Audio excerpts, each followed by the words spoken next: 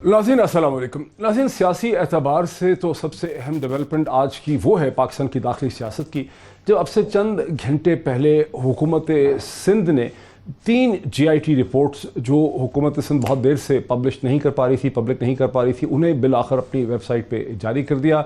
Reports का ताल्लुक सानिया बल्दिया town से है, रिपोर्ट्स का ताल्लुक उज़ैर बलोच से है और रिपोर्ट्स का ताल्लुक निसार मोराई के साथ है जिन पर कत्ल की एक साजिश का इल्ज़ाम था।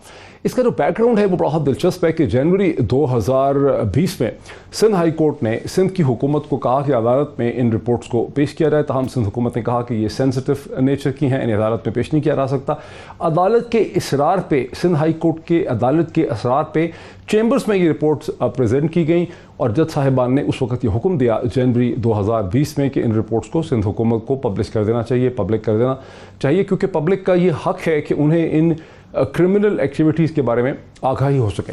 ताहम कुछ वजूहात से जिन्हें हम ठीक तरह से अंडरस्टैंड नहीं कर सकते, सिंध हुकूमत ने फिर भी इन रिपोर्ट्स को पब्लिक नहीं किया और PTI के सीनियर रहनुमा जो मैरीटाइम अफेयर्स के मिनिस्टर हैं अली जैदी साहब, वो मसलसल इस पर एजिटेट करते रहे, इस हद तक कि उन्होंने एक कंटेम्प्ट पिटिशन जो है वो सिंध हाई कोर्ट में दायर की हुकूमत सिंध के ख़िलाफ़। और फिर अब से चंद या दिन पहले, 3 दिन या 4 दिन पहले सिंध हुकूमत ने बड़ा फर्मली ये कहा कि मंडे को वो इन रिपोर्ट्स को पब्लिक कर देंगे।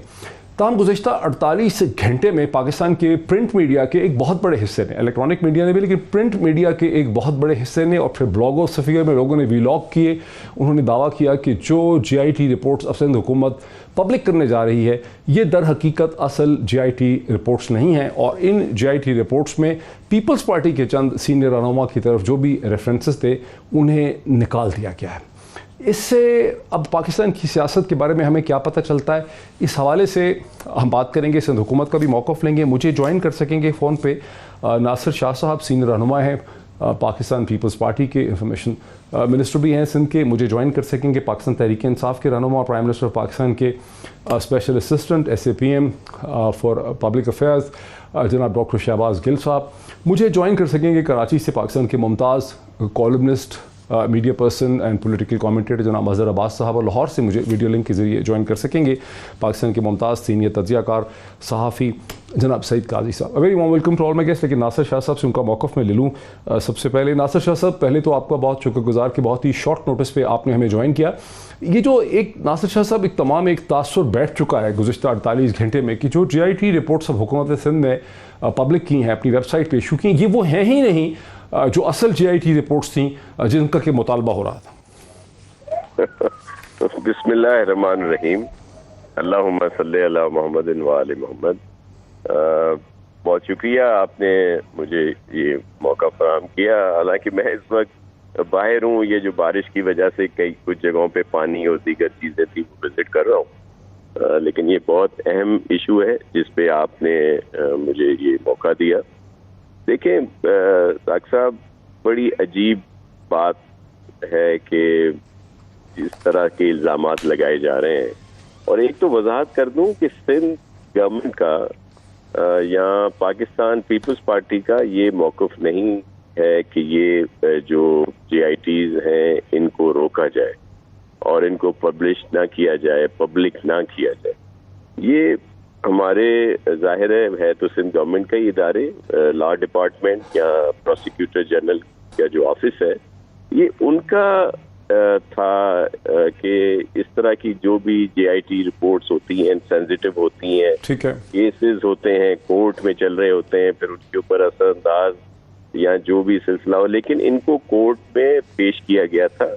काबिल एहतराम जस्टिस साहिबान ने ये रिपोर्ट देखी थी और फिर ज़ाहिर है जहाँ पे इनको होना चाहिए वहीं पे थी, और अब उसमें सारी चीज़ें सामने आ गई। अच्छा, फिर देखें, अगर वो अभी रिपोर्ट हुई हैं, पब्लिश हुई हैं, तो अब कहा जाता है कि ये वो रिपोर्ट्स हैं नहीं। चलें, अल्लाह का बड़ा शुक्र है। शाह साहब, इस वजह से शाह साहब ये शकूक इसलिए बहुत बढ़ गए हैं, मैं तो इस तरह की चीज़ों में पढ़ता नहीं हूँ, लेकिन जो हमारे वीलॉग जो सारा इस वक्त सोशल मीडिया है वो भरा पड़ा है 48 घंटों से, जहाँ लोगों ने 20-20 मिनट के वीलॉग कर दिए हैं, बड़ी तफसीलात देखे कि सिंध हुकूमत रेजिस्टेंट ही इसलिए थी जब सिंध हाई कोर्ट ने हुक्म भी दे दिया जनवरी 2020 में, फिर भी अली जैदी चले गए कंटेम्प्ट पे, आपने इशू नहीं की, उससे तासुर ये फैट किया कि ठीक कर रहे थे रिपोर्ट्स। عرض کر دوں، میں صرف ایک چھوٹی سی بات یہ کر رہا ہوں کہ اس میں یہ قانونی پہلو تھا جس کا ہمیں ظاہر ہے یہ ڈیمیج ہوا پولیٹیکلی طور پر، اور جیسے آپ کہہ رہے ہیں میڈیا پہ، سوشل میڈیا پہ، کہ جی پتہ نہیں کیوں نہیں ظاہر کرنا چاہتے، لیکن آپ نے آج دیکھ لیا سب نے کہ یہ آ گئی اور اس میں کہیں بھی ہماری لیڈرشپ کا ذکر نہیں ہے. اور ایک اور بات جس کا میں شکر ادا کرنا چاہ رہا تھا وہ یہ ہے کہ اس میں یہ نہیں ہے کہ یہ صرف جو سندھ پولیس کے افسران کی اس پہ سگنیچرز ہیں یا وہ جے آئی ٹی میں تھے، اس میں ہمارے بڑے معتبر ادارے جن کا بڑا بااعتماد ادارے ہیں، ٹھیک ہے، انٹیلیجنس کے اداروں کے بھی اس پہ سگنیچر ہیں ان کے. جی میں بالکل ان کے ایک پیج پہ سائن ہے. شاہ صاحب میرے ساتھ رہیے نا، شاہ صاحب میرے ساتھ رہیں. ساتھ اس لیے نہیں رہ سکتا، ایک منٹ، مجھے اس لیے کہ میں سر یہ وزٹ کر رہا ہوں. اچھا میں صرف آپ کی وجہ سے آ گیا پروگرام. وہ آپ کی بڑی مہربانی. میں چاہ رہا تھا کہ حکومت کا، وفاقی حکومت کا موقف بھی آپ سن لیتے. سر وہ ان کا موقف جو ہے سارے جھوٹ، وہ دیکھ لیا علی زیدی صاحب نے جو کچھ فلور آف دا ہاؤس پہ کہا. میں صرف یہ کہہ رہا ہوں کہ یہ اس پہ آپ چیک کروا لیں کہ یہ جو سگنیچرز ہیں یہ اگر دیگر اداروں کے لوگوں کے بھی ہیں، نہ صرف یہ کہ آخری پیج پہ بلکہ ہر پیج پہ اگر ان اداروں کے جس میں آئی ایس آئی اور دیگر بڑے ہمارے ادارے ہیں جن کے نمائندے اور سینئر لوگ جو اس میں شامل تھے، تو پھر تو ہماری یہ جو آج یہ رپورٹ ہے صحیح ہے. ان کے پاس کہاں سے یہ جھوٹی رپورٹ آئی؟ اچھا مجھے میرے دوست ہیں شہباز گل، ایک منٹ سر میرے مہربان ہے. تو سن لیں. نہیں موقف سر آپ سنیے گا اور لوگ سنیں. میں صرف یہ ان سے کہتا ہوں کہ یہ علی زیدی سے پوچھے کہ یہ جو فوج دکھا رہے تھے جے آئی ٹی، جو یہ لہرا کے اسمبلی میں دکھا رہے تھے اور پھر انہوں نے پریس کانفرنسز بھی کی، اور اس کا تو ظاہر ہے آگے ہوگا جو بھی قانونی چارہ جوئی ہوگی ضرور کریں گے. بالکل کریں گے سر. اس طرح ایسے الزامات پر، ایسے جھوٹ بولنے پر، اور ان کو میں کیا، میرے پاس الفاظ نہیں ہے، میں اس طرح کی بدتمیزی استعمال نہیں کرتا الفاظ جو مجھے کرنے چاہیے آج جس طرح کا ان کا رویہ تھا. لیکن چلیں یہ آپ پہ اوپر چھوڑتا ہوں.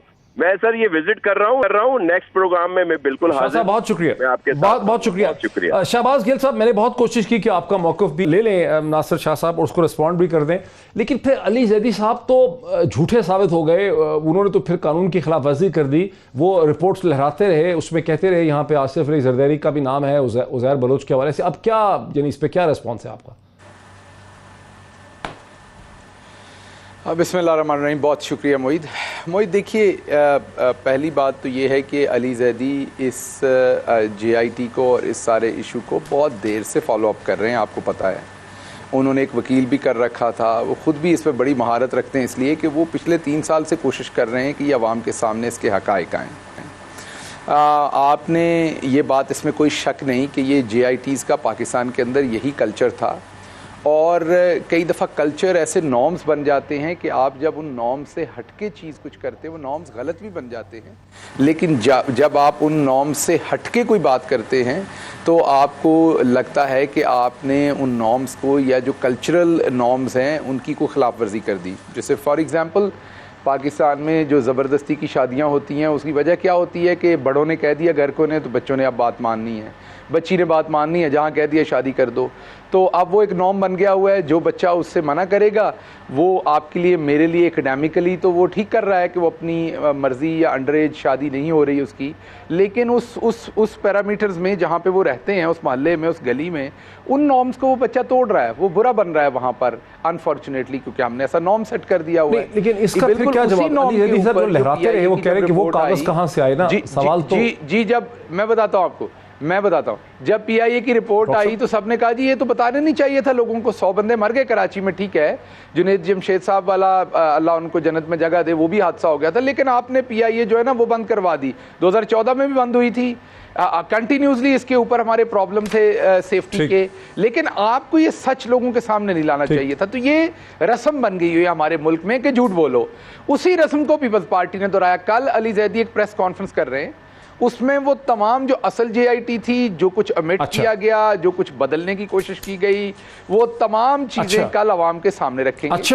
آج کیونکہ انہوں نے بہت لیٹ، ان کو پتا تھا ہماری پریس کانفرنس کا، یہ صبح ہی ڈیسائیڈ ہو گیا تھا کہ جیسے ہی یہ جے آئی ٹی دیں گے پریس کانفرنس کر دی جائے گی اور ان کو اس بات کا پتہ چل گیا تھا. یہ صبح 10:30 ہمارا ڈیسائیڈ ہو گیا تھا.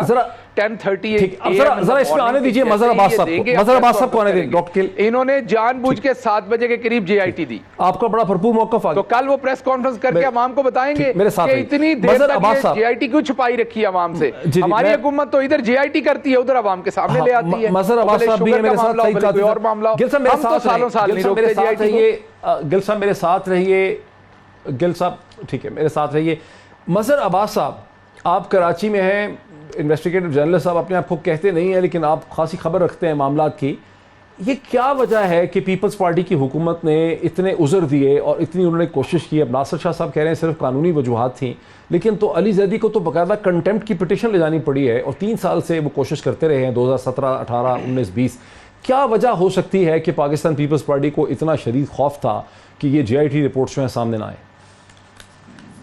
شکریہ معید. دیکھیے پہلی چیز تو یہ کہ عزیر بلوچ پچھلے 10 مہینے سے ملٹری اتھارٹیز کے پاس تھے اور سندھ گورنمنٹ کی اور سندھ کے تمام فائلز عزیر بلوچ کی ان کو دے دی گئی تھیں.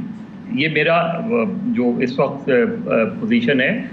میرے خیال میں جو علی زیدی صاحب جس رپورٹ کو لہرا رہے ہیں اس کو انہیں دوبارہ دیکھنا چاہیے. وہ جے آئی ٹی نہیں, وہ عزیر بلوچ کا بیان حلفی ہے.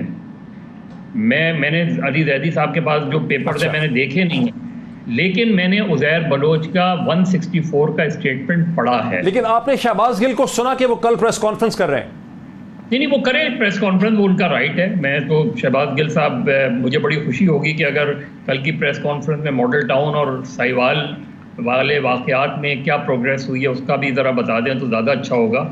لیکن میں عزیر بلوچ کے حوالے سے بتا رہا ہوں. دیکھیے عزیر بلوچ کی جے آئی ٹی, شہباز گل صاحب یہ نوٹ کر لیں, معید, عزیر بلوچ کی اور even otherwise J I T کی کوئی قانونی حیثیت تو ہوتی نہیں ہے. اس وقت جو صورتحال ہے, بلدیہ فیکٹری کی جے آئی ٹی رپورٹ آپ نے جاری کر دی. بلدیہ فیکٹری میں آلریڈی کیس تقریباً کنکلوڈ ہو چکا ہے اور اس کا فیصلہ آنا باقی ہے. اس میں کلوزنگ آرگومنٹس جو ہیں وہ آلموسٹ کلوز ہو گئے ہیں. عزیر بلوچ کا کہ جے آئی ٹی آئے یا کنفیشنل اسٹیٹمنٹ آئے, یہ ہارڈ فیکٹس ہیں کہ پیپلز پارٹی نے 2008 کے بعد ذوالفقار مرزا جب ہوم منسٹر تھے اس کے تحت عزیر بلوچ کو بہت پبلکلی اون کیا, جس کا سب سے زیادہ نقصان خود پیپلز پارٹی کو لیاری میں ہوا سیاسی طور پہ. اور جو پبلکلی جس ان کے اپنے ایم این اے نے لیاری کے نبیل گبول نے اس چیز کو اپوز کیا. اور کل ایک پروگرام میں شرمیلہ فاروقی صاحبہ میرے ساتھ تھیں, انہوں نے یہ بتایا کہ ایک اسپیشل کیبنٹ, اس کا کنکلوژن کیا نکلتا ہے؟ اس کا کنکلوژن جو فیکٹ آپ رکھ رہے ہیں ہمارے سامنے, اس کو جوڑیں بھی نا, اس نقطے کو. نہیں, اس نقطے کو جوڑے نا. مطلب عزیر بلوچ, تو یہ ثابت ہوتا ہے کچھ چھپانے کو ہے. سر عزیر بلوچ کے کیسز عدالتوں میں ہیں. عزیر بلوچ کو ایک کیس میں سزا ہو چکی ہے ملٹری اتھارٹیز سے, لیکن عزیر بلوچ کو جب ٹرانسفر کیا گیا تو لیاری میں ایک خوف دوبارہ پیدا ہو گیا. عزیر بلوچ سیاسی اور ریاستی تربیت میں سرپرستی میں پلتا رہا ہے. صرف عزیر ہی نہیں, لیاری گینگ میں چاہے وہ ارشد پپو ہوں یا اس سے پہلے رحمان ڈکیت ہوں, لیاری گینگز کی اگر آپ پوری ہسٹری دیکھیں تو اس میں آپ کو پتہ چل جائے گا کہ لیاری گینگ کو وقتاً فوقتاً پیپلز امن کمیٹی ہو, پیپلز امن کمیٹی خاص طور پہ, تو پیپلز پارٹی کے اپنے دور میں ایسی چیزیں ہوئی ہیں کہ جس کی بنیاد پہ عزیر بلوچ کی پروٹیکشن اس کے لیے بہت ضروری ہو گئی تھی, اور بعد میں اس کو وہ چاہتے بھی تھے اس کو سزا ہو جائے. میرے ساتھ رہے, میں پھر آپ کی طرف آؤں گا. مجھے مظہر بڑا افسوس ہے کہ آپ کو ایک ایسے شہر میں اور ایک ایسے حالات میں گزشتہ 15-20 برس سے رہنا پڑا ہے, اور اس پہ میں تھوڑی سی بات ضرور کرنا چاہوں گا, لیکن میں ذرا سعید قاضی صاحب کا موقف لے لوں. سعید قاضی صاحب, آپ نے اب 3 لوگوں کو سن لیا ہے. آپ نے ناصر حسین شاہ صاحب کو سن لیا, شہباز گل صاحب کو سن لیا, مظہر عباس صاحب کو سن لیا, اور بڑے تحمل سے, بڑی پیشنس سے آپ نے سنا. آپ کو کیا سمجھ آئی ہے یہ سب کچھ سن کے؟ پہلی بات تو مجھے یہ سمجھ آئی ہے کہ عزیر بلوچ جو ہے, اگر ہم نظری اعتبار سے دیکھیں تو یہ بھی ایک کیس ہے جہاں پہ ایک جینوئن پولیٹیکل ورکرز کو آہستہ آہستہ غنڈوں سے تبدیل کیا گیا. ایک تو بات یہ ہے. اور یہ تقریباً ہماری تمام بیشتر پارٹیاں کہہ لیں ان میں یہ عمل ہمیں نظر آتا ہے. مگر مجھے ایک بات کی بڑی حیرت ہوتی ہے, اور وہ حیرت یہ ہوتی ہے کہ جو عزیر بلوچ ہے, اگر میں یہ مان لوں یہ ٹھیک رپورٹ آ رہی ہے, ویسے وہ 164 کا بیان میں نے دیکھا ہے, وہ کل آ جائے گا, وہ زیادہ اہمیت کا عمل ہے, وہ مجسٹریٹ کے سامنے ہوتا ہے اور اس پہ سائن بھی سب کے ہوئے ہیں. مگر میں یہ عرض کر دوں کہ یہ مجھے سمجھ نہیں آتی کہ یہ 500 بندے بھیجتا ہے اور کلفٹن میں اور یا کسی جگہ پہ اہم پراپرٹیز خالی کرواتا ہے, پولیس کے لوگوں کی ٹرانسفر کروا دیتا ہے, یعنی اور اس کے باوجود جو حکومت وقت ہے اس کو پتہ ہی نہیں چلتا. جہاں پہ جو ہے وہ عابد باکسر صاحب جو ان کے تئیں ایک مبینہ طور پر جو اسپیشلسٹ ہیں اس کے انکاؤنٹر کے, مگر چیف منسٹر کو کچھ پتہ نہیں ہے ان کا. یعنی وہ ایک ریاست کے اندر شاید ریاست بنی ہوئی ہے, ممکن ہے ٹھیک ہو, اس پہ بڑے فاضل لوگوں کے سائنس بھی ہوں گے, مگر مجھے یہ بتائیں کہ اب عقل سلیم یہ کیسے قبول کر لے کہ ایک آدمی نے لیاری میں ایک ریاست بنا رکھی ہے, اور کیا اس نے جس طرح مغلوں کے دور میں ہوتا تھا کہ آزادی کا اعلان کر دیا ہے, کہ آزادی کی جس طرح شورشیں برپا ہو جاتی تھی اکبر کے دور میں یا دیگر ادوار میں, یہ ملک تھا؟ نہیں. بات کیا ہے؟ بات یہ ہے کہ یہاں جرائم پیشہ عناصر کو عملی طور پر داخل کیا گیا, پارٹیاں لمیٹڈ کمپنیاں بن گئیں, نظریات کو جو ہے ان کے مزار بنا کے رکھ دیے گئے اور نظریات کے مجاور بن گئے یہ, اور انہوں نے منشے بموں کے ذریعے اور واردات کی اور مال کا ڈھیر لگا دیا. اور آج یہی وجہ ہے کہ ہم دیکھتے ہیں کہ ادھر کسی کو ہاتھ پڑتا ہے تو مائنس ون شروع ہو جاتا ہے. یہ ہے واردات. اور بیسیکلی دیکھیں, میں آپ کو ایک اور بات بتا دوں, یہ شاید آپ کو ان ریلیٹڈ لگے, ان ریلیٹڈ نہیں ہے.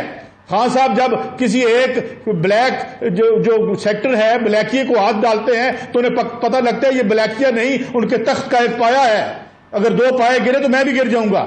یہ ہوا ہے یہاں پہ گریجولی جو کرمنلائزیشن آف پالیٹکس ہوئی ہے وطن عزیز میں, جو ہمیں 80s 85 کے بعد ضیاء الحق کے بعد یہ پروسیس نظر آتا ہے. آج سارا گند اس کا ہے. Who would clean it now? اور یہ بھی مجھے جو آئے ہیں ان سے بھی مجھے کلین ہوتا نظر نہیں آتا, کیونکہ جس قسم کے ان کے یہ جو کل جس طرح انہوں نے بیان دے دیا کہ جی ہم نے بندے پی ٹی ڈی سی کے نکال دیے کیونکہ 360 بندوں کو نکال کے ہم 1,00,000 بندوں کو نوکریاں دیں, تو ہم تو لوٹ رہے ہیں. ان کے ہاتھوں, جرائم پیشہ لوگوں کے ہاتھوں, ان کے 2 نمبر جو اکنامک سسٹم ہے ڈیزائن جن پہ یہ بلیو کرتے ہیں اس کے ہاتھوں. تو یہ ہوا بیسیکلی. اچھا آپ نے سسٹم کو ڈیفائن کر دیا. سعید قاضی صاحب میرے ساتھ رہیے, مجھے ایک بریک لینے دیجئے. بہت ہی انہوں نے کہا کہ کیسے جو کرمنلائزیشن آف پاکستانی پالیٹکس ہے اور کرا گڑ رہا ہے 20 برس کم از کم, اگر 30 برس نہیں, اس پہ مزید بات کو آگے بڑھاتے ہیں ایک بریک کے بعد. ناظرین ویلکم بیک. میں سیدھا چلنا چاہتا ہوں مظہر عباس صاحب کی طرف, اس کے بعد میں آؤں گا جناب شہباز گل صاحب کی طرف, اور وہ اگر کودنا بھی چاہیں درمیان میں.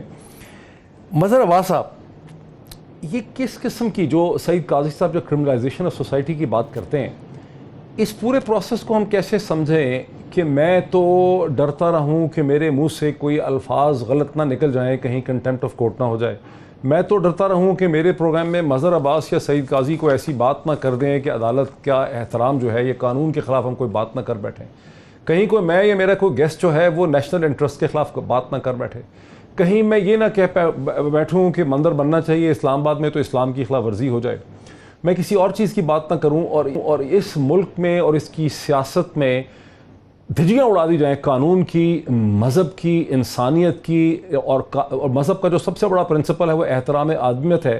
اور یہاں پر ایک سیاسی جماعت ہو آپ کے شہر کراچی میں جس کے کارندے اور جس کے غنڈے اور جس کے گماشتے اپنا رینسم اور اپنا تاوان لینے کے لیے ایک بزنس فیکٹری میں 250 لوگوں کو جلا کے بھسم کر دیں تاکہ پورے شہر کے کراچی کے بزنسز کو کان ہو جائے کہ جو تاوان نہ دے گا, جو بھتہ نہ دے گا, اس کے ساتھ یہ حشر ہوگا.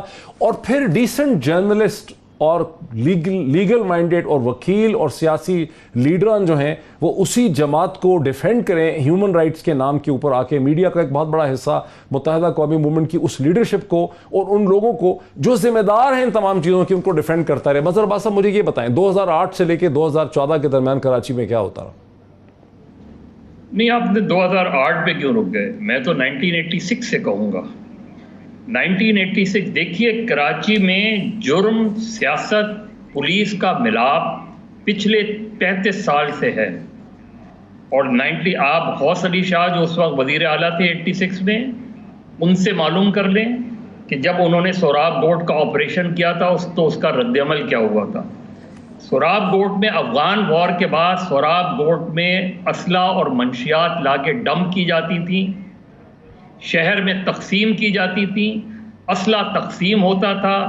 ہم چاہے علی گڑھ قصبہ کالونی اٹھا لیں، ہم حیدرآباد کا میسیکر اٹھا لیں، ہم اس کے رد عمل میں کراچی میں کئی سو لوگوں کی قتل عام اٹھا لیں، یہ ساری چیزیں ہوتی رہیں. اور اس کے درمیان کیا ہوتا رہا معید؟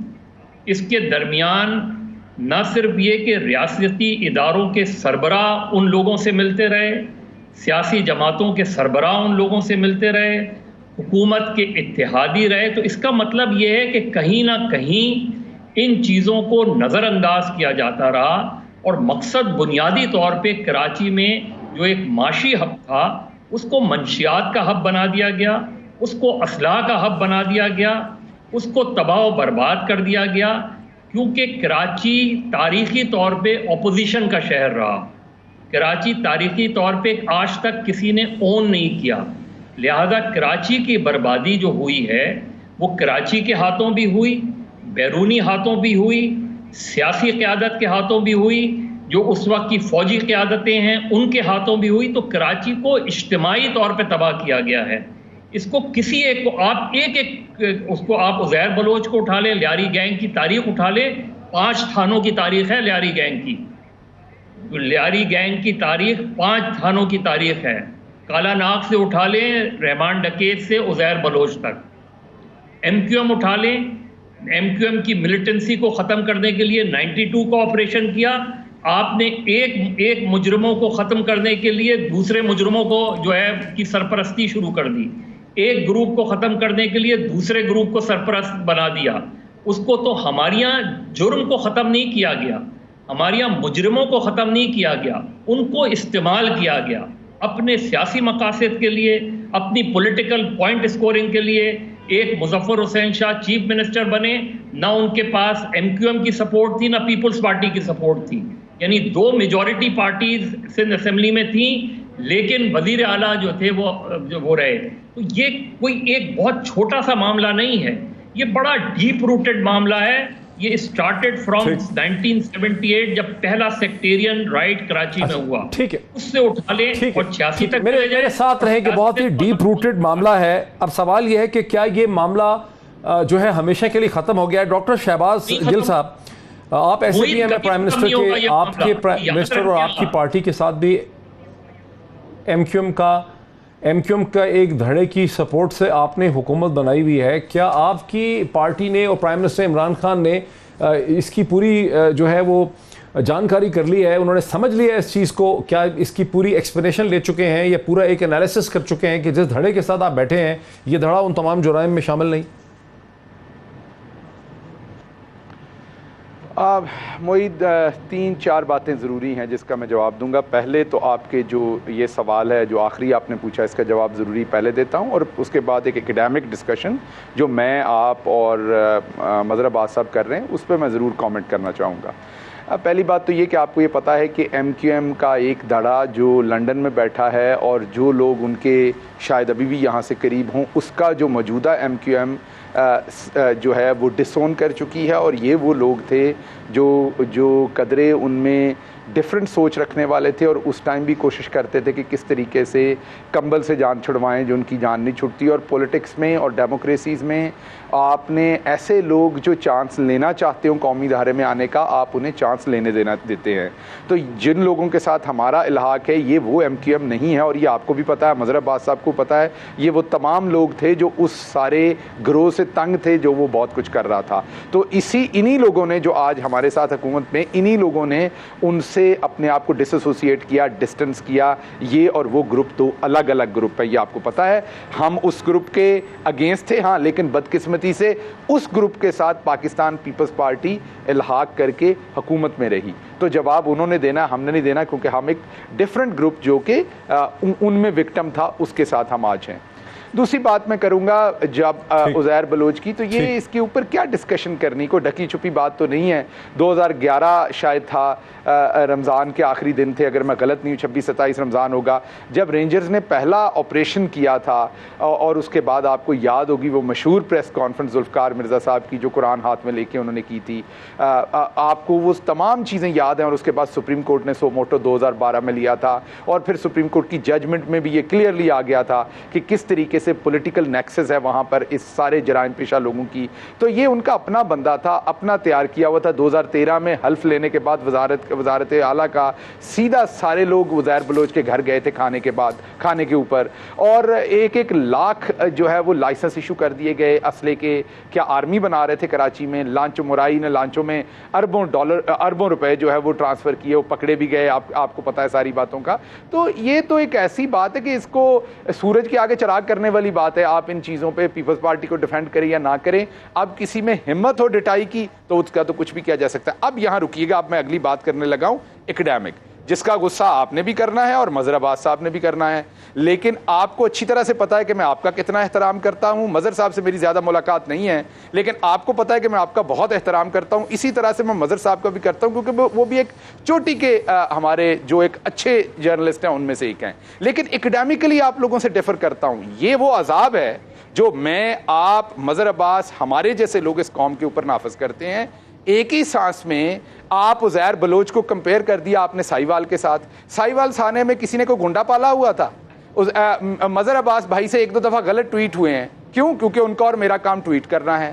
اور ایک سپاہی یا ایک ایسا اہلکار جس نے ٹیررسٹ کے ماتھے پہ گولی مارنی ہے، اس کے وہ جس طرح ہم ٹویٹ غلطی کرتے ہیں اس طرح اس سے گولی غلطی سے نکل سکتی ہے. مجھے پتا ہے آپ کو میری انالوجی سے پرابلم ہوگی، آپ کہیں گے بھائی کہاں پر ٹویٹ اور کہاں پر گولی. نہیں بھائی، ایسا نہیں ہے. اس کا کام گولی ہے، یا اس نے گولی کھانی ہے یا اس نے گولی مارنی ہے. جیسے آپ سے اور میرے سے غلط ٹویٹ نکل جاتا ہے. ذرا اس پہ مظہر عباس کا کوئی ریسپانس لے لیں، بیکاز میں سعید طالب صاحب کو بھی بریک سے پہلے لانا چاہ رہا ہوں. پہلے بات سن لیجیے گا، یہ نہ کیجیے. لیکن اس کا جواب مظہر عباس صاحب، doctor Shahbaz Gill has a very strong point. مجھے کمپلیٹ کرنے دیں. نہیں، سعید قاضی کو بھی مجھے لینا ہے. سر رک جائیں، اس کے بعد ٹائم نہ دیں. مظہر عباس صاحب، Shahbaz Gill has a strong point. Shahbaz Gill has a strong point کہ سائیوال میں اور عزیر گل میں کسی قسم کی کوئی کمپیریزن نہیں ہو سکتا. موعید ایک سیکنڈ مجھے بات کمپلیٹ کر لینے دیجیے. میں اس کے بعد باری نہ دیجیے گا. مجھے بات کمپلیٹ کر لینے دیجیے. ایک سیکنڈ صرف لوں گا. دیکھیے بات یہ ہے کہ یہ ہے اس ملک کا عذاب جب ہم عزیر بلوچ کو، اور ایک جس میں ایٹ بیسٹ، میں کیونکہ سائیوال کے انسیڈنٹ میں ساری چیزوں میں شامل تھا، ایٹ بیسٹ آپ یہ کہہ سکتے ہیں کہ ایک ٹیررسٹ آپریشن ہو رہا تھا اور اس میں غلطی ہو گئی. بالکل غلطی ہو جاتی ہے، کولیٹرل ڈیمیج ہوتا ہے، اچھی بات نہیں. کسی میرے گھر والے کا ہوگا تو مجھے پتا لگے گا کتنا دکھ ہوتا ہے. لیکن کیا یہ انٹلیکچوئل آنیسٹی ہے کہ آپ دونوں چیزوں کو ملا رہے ہیں جسٹ پلیوٹ کرنے کے لیے تاکہ ڈیبیٹ نہ ہو سکے؟ ایک طرف ایک مظہر عباس صاحب، گنڈوں کو لوگوں کو تالے لگا کے اندر چلا رہی ہے فیکٹری کے اندر، اور اس کا کمپیریزن کر رہے ہیں ایک مسٹیک سے جو ایک آپریشن کے دوران ایک اہلکار رک جائیں اور اس کا بھی مداوا کرنے کی کوشش کی گئی ہے. یہ انٹلیکچوئل ڈس آنیسٹی ہے جو میں نے. شہباز گل صاحب یہ اسٹرانگ مظہر وہ یہ بیسیکلی کہہ رہے ہیں کہ ہم یہ کمپیریزن جو کرتے ہیں، یہ کمپیریزن ہی مسئلہ پیدا کر دیتے ہیں.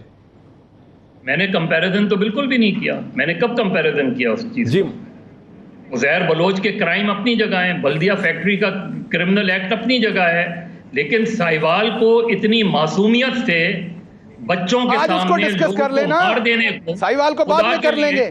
خدا کے لیے شہباز گل صاحب، سائیوال کے واقعے کو اتنی معصومیت سے نہ اگنور کر دیں کہ وہ ایک غلطی تھی. چلیں پھر سائیوال کو آج ڈسکس کر لیتے ہیں، عزیر کو کل کر لیں گے. لیکن ایک ٹائم میں ایک کریں، کنفیوز نہ کریں. کمپیریزن نہیں ہے. عزیر بلوچ کا کوئی کمپیریزن وہ نہیں ہے، کیونکہ عزیر بلوچ تو کئی 100 لوگوں کے قتل میں جو ہے اس پہ الزامات ہیں. اس کا تو 10 مہینے میں ملٹری کورٹ میں اس کا ٹرائل ہو کے اس کو تو میرے لحاظ سے پھانسی کی سزا ہونی چاہیے تھی. اچھا آپ مجھے بتائیے، سائیوال میں کوئی ٹیررسٹ پالا ہوا تھا گورنمنٹ نے جس نے مارا ہے؟ سائیوال سانحہ جان بوجھ کے کیا گیا تھا، پلان تھا، آرگنائز تھا، اس کے اندر کوئی گنڈا پالا ہوا تھا حکومت نے، ٹارگیٹڈ تھے وہ لوگ، دروازے بند کر کے تیل چھڑک کے لوگوں کو مارا گیا تھا. میں نے تو آپ سے یہ کہا ہی نہیں. کب کہا میں نے؟ ایسے ہی ہے، پلین ہائی جیک ہو، آپ اسے چھڑانے جائیں تو اس میں سویلین بھی مارے جاتے ہیں. بدقسمتی کی بات ہے لیکن ہوتا ہے، غلطی ہوتی ہے آپریشنز میں. آپ کون سی بات کرنا چاہ رہے ہیں؟ آپ کراچی میں جرائم، راؤ انوار کس کی پروٹیکشن میں پلتا رہا ہے؟ کون ہے راؤ انوار؟ کیوں آج تک راؤ انوار جو ہے بات کریں کھل کے کریں نا سر. نہیں تو میں یہی تو بات کہہ رہا ہوں آپ سے، میں کمپیئر تو نہیں کر رہا، لیکن خدا کے لیے ساہیوال کے واقعے کو ایک ایکسیڈنٹ نہ قرار دیں، ایک غلطی نہ قرار دیں، وہ بھی کولڈ بلڈڈ تھا. ساہیوال کا واقعہ کیا قرار دیں گے؟ وہ بلنڈر ہے، وہ ایک ایکسیڈنٹ ہے، وہ ایک ٹارگیٹڈ آپریشن نہیں تھا، وہ ایک ایکسیڈنٹ تھا، وہ ایک افسوسناک ایکسیڈنٹ تھا، لیکن وہ ایک ایکسیڈنٹ تھا، اور یہ آپ کو بھی پتا ہے. سعید قاضی صاحب سر آنے دیجئے، سعید قاضی صاحب کو بھی آنے دیجئے. سعید قاضی صاحب موجود ہیں ہمارے ساتھ. سعید قاضی صاحب، ساہیوال کا جو واقعہ ہے، میری انڈرسٹینڈنگ ہے to the best of my judgment, ظاہر ہے میں اس کو فالو کرتا رہا ہوں، وہ ایک ڈیتھ اسکواڈ تھا، وہ ایک اسٹیٹ ایجنسی کا ڈیتھ اسکواڈ تھا جس سے بلنڈرس انفارمیشن بلنڈر ہوا بہت بڑا. جیسے برطانیہ میں اینٹی ٹیرر اسکواڈ نے ایک برازیلین کو مار ڈالا تھا، میں اس وقت لندن میں موجود تھا، پولیس سمجھ رہی تھی کہ یہ ایک دہشت گرد ہے. ماحول یہ تھا کہ ٹیوب اسٹیشنز پہ حملے ہو چکے تھے. اس کے 15-20 دن کے بعد وہ یعنی 7 جولائی کے ودن 2 ویکس برازیلین جو ہے اس کو پولیس والوں نے یہ سمجھا کہ یہ ایک ٹیوب اسٹیشن کے اندر جا رہا ہے اور یہ ٹیوب کو اڑا ڈالے گا. رانگ انفارمیشن تھی، بہت بڑا بلنڈر تھا. اس کی کمپنسیشن ویسے بعد میں برٹش پولیس نے دی تھی کوئی 1-1.5-2 سال کے بعد. تو ساہیوال اسی قسم کا ایک بلنڈر ہے، یا آپ سمجھتے ہیں کہ ساہیوال کی کوئی اور اہمیت؟ دیکھیں، پہلی بات تو یہ ہمیں واضح کر دینی چاہیے، میرا بہت شدید اختلافات ہیں پی ٹی آئی اور خاص طور پر اس کی معاشی پالیسیوں سے، مگر مجھے یہ کہنا پڑتا ہے کہ ابھی ہم اس کی جو بھی پارٹی کی ڈیولپمنٹ ہوئی ہے اس میں شاید ابھی عزیر بلوچ نہیں گھسے. ہاں، اور بڑے آگے ہیں معاشی تو ہٹ مین ہیں، وہ ایک الگ کہانی ہے. مگر ہم یہ بڑے سیفلی کہہ سکتے ہیں کہ کانشیسلی عمران خان کی سطح پہ یا پارٹی کی ٹاپ لیڈر کی شپ کی سطح پہ قبضے گروپ یا قبضے گروپوں کو پیٹرنائز کرنا، یہ ہم نے ابھی تک اس کا کوئی ثبوت نہیں دیکھا. بہت افسوسناک واقعہ ساہیوال کا تھا، بلنڈر تھا یا نہیں تھا، جرم تھا، ان کو قرار باقی سزا ملنی چاہیے تھی. اس کو ہمیں ایکویٹ نہیں کرنا چاہیے. مگر اس کے ساتھ ہمیں ایک اور بات بھی کرنی چاہیے. ایک واقعہ اور بھی ہوا تھا لاہور میں، جہاں 14 بندے مرے تھے جو ہیں وہ ہم سے وعدے کیے گئے تھے کہ جناب ان کو ہم پکڑیں گے. یہ جو منہ پہ گولیاں ماری گئی تھیں ان کا جو ہے، ہم یہ نہیں کہتے. دیکھیں، ظلم جہاں بھی ہو، جس نام پر بھی ہو، جیسے بھی ہو، غلطی سے ہو، کانشیسلی ہو، انکانشیسلی ہو، ہم نے ایز اے جرنلسٹ ہمارا حق ہے اس ملک کے عوام کے لیے انصاف طلب کرنا. مجھے افسوس سے کہنا پڑتا ہے، بلکہ میں چاہوں گا وضاحت اگر فرما دیں شہباز گل صاحب کہ کہاں معاملات پھنسے ہوئے ہیں. کیا اتنی پاورفل ہے یہاں پہ ابھی تک مسلم لیگ نون ہے کہ جو ہے وہ باہر بھی نکل جاتے ہیں، ان کی غلط میڈیکل رپورٹیں بھی بن جاتی ہیں، اور یہ جو 14 قتل جس کے بارے میں ہمیں پتا ہے وہ بیوروکریٹ موجود ہیں اور سنا ہے کہ آج کل وہ اچھی پوسٹوں پر بیٹھے ہوئے ہیں. تو کیوں ہمیں ایک پرو ایکٹیو جو ایگزیکٹو کے لیول پہ کام ہو سکتا ہے، عدلیہ آپ کے ہاتھ میں نہیں ہے، فیصلے آپ کے ہاتھ میں نہیں ہے، مگر کم از کم ایک صاف ستھری تفتیش کروا کے ہمیں بتایا جائے وہ 14 لوگ کس نے مارے تھے، کیونکہ وہ کانشیس آپ نے نہیں کیا تھا، آپ کی گورنمنٹ سے پہلے ہوا تھا. ہم دیکھیں، ہم انصاف کی بات کریں گے، مگر اس پہ آپ why are you sleeping over it, یہ ہم ضرور کہیں گے. ہاں، میں دوبارہ کہوں گا کہ ابھی وہ مقام نہیں آیا، اور اللہ کرے کبھی نہ آئے پی ٹی آئی پر، کہ جہاں یہ جو ہے وہ کرے ان عزیر بلوچ ٹائپ لوگوں کی کو پیٹرنائز کرے سیاست میں زندہ رہنے کے لیے. تو میرے خیال میں ہمیں جب ہم یہ انڈیکس بناتے ہیں تو ہمیں، اور میں یہ سمجھتا ہوں مظہر عباس صاحب نے بھی غلط بات نہیں کی، مگر اس کا میرے خیال میں ایکویٹ نہیں کر سکتے، کیونکہ وہ ایک کرائم کی بات ہے، ایک مافیوزی کی بات ہے، ایک آرگنائزڈ کرائم کی بات ہے جو ہم کراچی کی کر رہے ہیں. یہ ایک آئسولیٹڈ انسیڈنٹ ہے، مگر یہاں بھی انصاف اسی طرح ملنا چاہیے جہاں ہر جگہ ملنا چاہیے. جی محیط بھائی، ایک بریک مجھے لے لے دی. بہت معنی خیز بات کی سعید قاضی صاحب نے. بریک کے بعد اس بات کو آگے بڑھاتے ہیں کرمنلائزیشن آف سوسائٹی کے حوالے سے آفٹر دا بریک. ناظرین ویلکم بیک. ناظرین، انصار عباسی صاحب نے ایک کالم لکھا جس میں انہوں نے یہ دعویٰ کیا، جس کا عنوان ہے P T I minister invites P M L N to move no trust move against prime minister Imran Khan.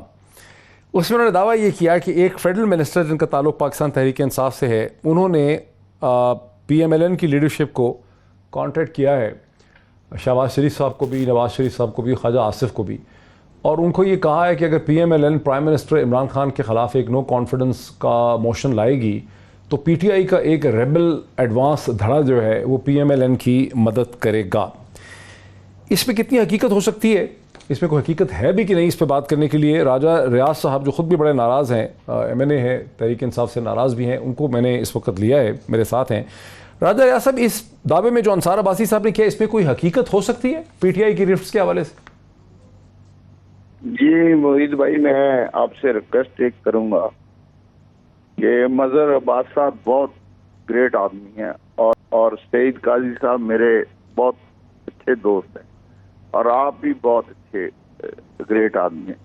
مجھے گلہ یہ ہے کہ آپ اس طرح کے ان الیکٹڈ لوگوں کو اٹھا لیتے ہیں جن کی کوئی سیاسی حیثیت نہیں، جو شہباز گل صاحب ہیں، یہ کونسلر نہیں منتخب ہو سکتے، یہ آپ بٹھا کے۔ اچھا میں سر اس کا جواب دوں، دنیا کے ہر حکومت میں امریکہ کے اندر اسے کہتے ہیں پریزیڈنٹ اپنی ٹیم لے کے آتا ہے، پریزیڈنٹ ڈائریکٹلی الیکٹڈ ہوتا ہے اور وہ بہت سے لوگوں کو لے کر آتا ہے جو اکیڈیمک بھی ہوتے ہیں، یونیورسٹی سے بھی ہوتے ہیں، اور یہ پروسیس گزشتہ 100 برس سے چل رہا ہے۔ تو یہ کہیں سٹون میں اور پاکستان، کونسلر نہیں منتخب ہو سر یہ تو آپ کی ذاتی اوپینین ہے، دیکھیے تھوڑا سا آپ دیکھ لیں پاکستان میں کون سا پریزیڈنٹ کے پرائم منسٹر ایسا رہا ہے گزشتہ 70 برس میں جو ایکسپرٹس، اکیڈیمکس اور پروفیشنلز کو جن کو وہ سمجھتے ہیں، تو یہ آرگومنٹ کی بیسس تو ایک اوپینین ہو سکتی ہے جنہوں نے عمران خان کو تباہ کر دیا۔ لیکن ٹھیک ہے، آپ کی پرسنل یہ اوپینین، وہ لوگ ہیں جنہوں نے عمران خان کو اور PTI کو، راج صاحب یہ آپ کی پرسنل اوپینین یقینی طور پہ ہو سکتی ہے، لیکن سوال یہ ہے بھی نہیں، یہ تو اب آپ نے ایک طرح سے ایک اٹیک کر دیا نا دوسرے شخص پہ۔ جو اصل کوسچن ہے، 8 منٹ تھے میرے پاس، اس میں سے 2 منٹ اس میں، اصل کوسچن تو یہ کیا آپ کو تحریک انصاف کے اندر اس قسم کی کوئی دراڑیں نظر آ رہی ہیں، رفٹس ہیں کہ انصار عباسی صاحب کی سٹوری جسٹیفائیڈ ہو سکے جو آج چھپی ہے؟ میں آپ کا اس کو جواب دیتا ہوں۔ ہم عمران خان کے ساتھ ہیں، وہ ہمارا لیڈر ہے، ہمارا ووٹ اس کے لیے ہے، پہلی بات یہ لکھ لیں۔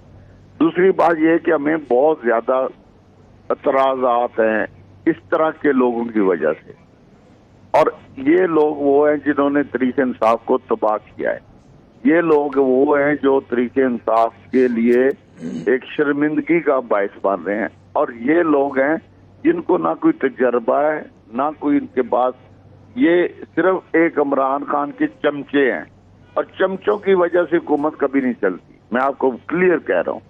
اور اچھا نہیں تو آرگومنٹ آپ کا یہ ہے کہ چونکہ ان الیکٹڈ لوگوں کو پوزیشنز دی گئی ہیں تو اس لیے پارٹی میں بغاوت ہو جائے گی، یہ آپ کا آرگومنٹ ہے؟ نہیں، بغاوت نہیں ہوگی، ہم عمران خان کے ساتھ ہیں، ووٹ ہمارا، دیکھیں ہم اس کے ٹکٹ پہ جیت کے آئے ہیں، ہم اس کے ساتھ، لیکن ان لوگوں نے تباہی کی طرف لے گئے ہیں، انہوں نے صحیح گائیڈ نہیں کیا، یہ صرف ایک چمچہ گروپ جو ہے انہوں نے قبضہ کر، دیکھیں نا میں نہیں چاہ رہا کہ ہم اس کو پرسنل بیٹل میں کنورٹ کر دیں۔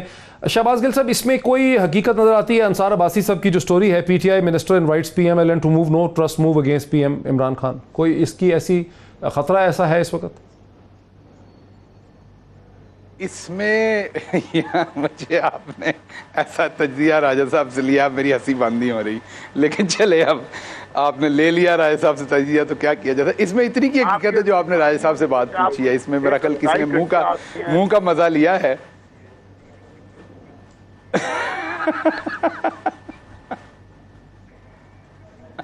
اچھا، اس میں راجہ صاحب نے جو ہے نا وہ جیسے تجزیہ کیا ہے کہ اس میں صرف اور صرف زیادہ سے زیادہ نہیں آپ کی ٹھیک ہے راجہ صاحب، میں نے آپ کی بات سن لی، مجھے اپنے گاؤں سے کونسل بھی نہیں آپ درست فرما رہے ہیں، اور راجہ صاحب آپ درست فرما رہے ہیں، میں تو پہلے کہا ہے آپ ایک چمچہ گیری کر کے، نہیں آپ بالکل،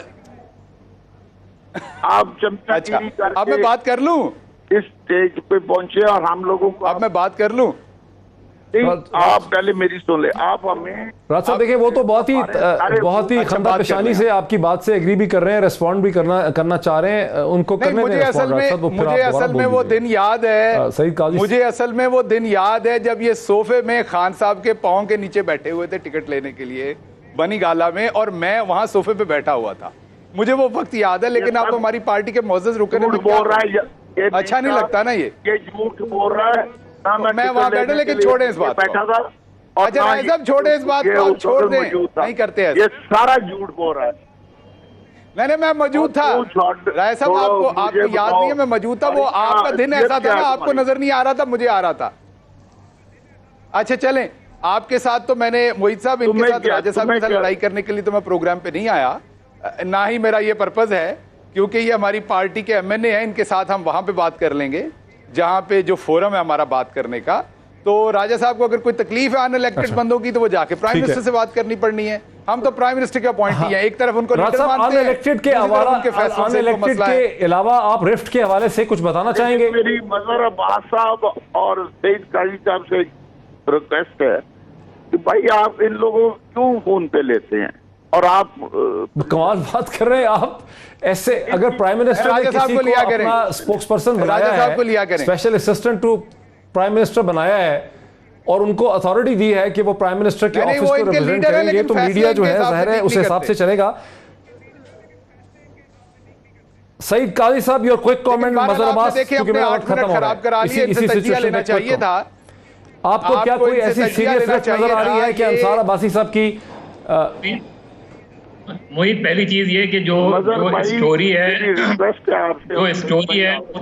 وہ تو آپ کے ڈسکشن میں نظر آتی ہے، لیکن جہاں تک تبدیلی لانے والے لوگ ہیں، جب وہ تبدیلی لانا چاہیں گے تو سب کچھ ہو جائے گا. لیکن فی الحال مجھے راجہ صاحب اس سے بات بننی نہیں ہے، جو مرضی کر لیں.